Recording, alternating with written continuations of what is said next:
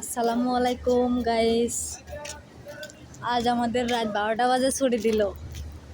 কেউ নাই, খালি ওই অফিসটাই খোলা আছে, আর আমাদের অফিস সব বন্ধ হয়ে গেছে। আর ওইগুলো কি ভূত আসছে? ওগুলা অন্য অন্য অফিস, আমাদের অফিস না। তো আমরা এখন বাসায় যাচ্ছি।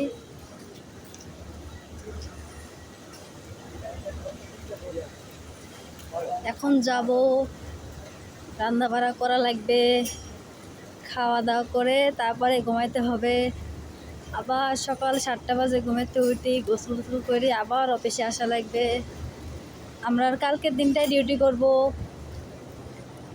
তারপরে আমাদের ছুটি।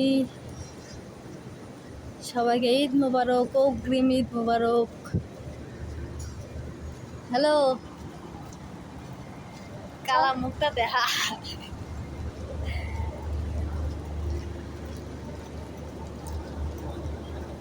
তো ঠিক আছে, সবাই ভালো থাকবেন। Good night.